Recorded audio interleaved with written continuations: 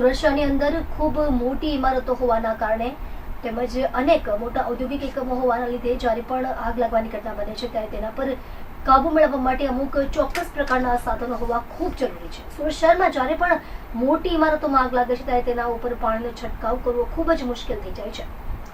આવી સ્થિતિમાં ફાયર વિભાગ ઝડપથી કામગીરી કરી શકતું નથી અને તેના કારણે અનેક વખત દુર્ઘટના રોકવાના બદલે વધુ વિકરાળ થઈ જાય છે.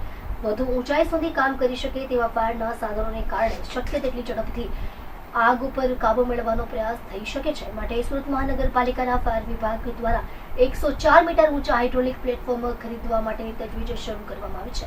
ચીફ ફાયર ઓફિસર બસંત પરીખે જણાવ્યું હતું કે આગામી દિવસોમાં સુરત મહાનગરપાલિકા ઊંચામાં ઊંચી ઇમારતો સુધી આગ ઉપર ઝડપથી કાબુ મેળવી શકાય તેના માટે 104 મીટરનું હાઇડ્રોલિક પ્લેટફોર્મ ખરીદવાની તૈયારી કરી રહ્યું છે.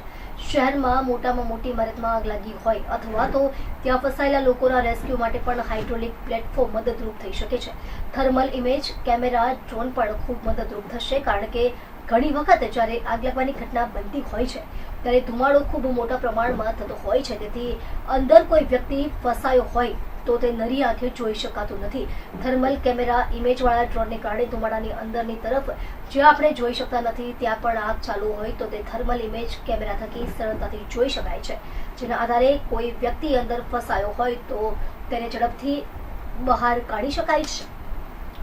એટલું જ નહીં પરંતુ મોટી ઇમારતોમાં જ્યારે આગ લાગે છે ત્યારે સાદા ડ્રોન કેમેરાથી વર્ટિકલ વ્યૂ પણ આપણને ઝડપથી મળી જાય છે, જેથી કઈ દિશામાંથી આગને કંટ્રોલ કરવી જરૂરી છે તે પણ આપણે કરી શકીએ છીએ.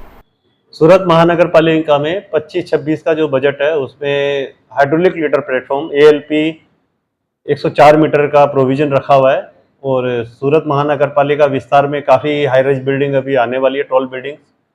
सूरत महानगर पालिका को खुद का जो ऑफिस है वो रिंग रोड पे नया जो कंस्ट्रक्शन चल रहा है तो 104 मीटर के आसपास उसका हाइट है. तो अभी फ़िलहाल हमारे पास 90 मीटर का हाइड्रोलिक प्लेटफॉर्म है और 104 मीटर का हाइड्रोलिक प्लेटफॉर्म इंडिया में ओनली चेन्नई के पास अवेलेबल है. तो अहमदाबाद में इस तरह का टेंडर निकाला 104 मीटर का प्रोक्योरमेंट के लिए और सूरत महानगर पालिका भी इस लेटर को प्रोक्योर करने के लिए अभी तैयारी में है. कब आएगी ये गाड़ी, कितना लगेगा? इसमें करीब 1.5 से 2 साल का टाइम लगता है इसमें प्रोसेस में. बुकिंग करने के बाद में LC वगैरह खोलना और फिर फिनलैंड और जर्मनी वगैरह की कंपनियां हैं तो वहाँ पर ये ऑर्डर देने के प्लेस करने के बाद में फिर उसका चालू होता है फैब्रिकेशन. कीमत कितनी होगी अंदर? करीब 35 करोड़ के आसपास जो अहमदाबाद महानगर पालिका का जो ऑर्डर मिला है करीब 35 करोड़ के आसपास है तो इसके आसपास का बजट रहता है. कितनी हाइट तक जाएगी? 104 मीटर हाइट तक है मैक्सिमम हाइट, लेकिन वर्किंग हाइट अगर देखेंगे तो एंगल उसमें देखें 75 डिग्री और 80 डिग्री के आसपास हम लोग काम कर सकते हैं. तो 90 मीटर तक का हमको इसमें बेनिफिट मिलेगा.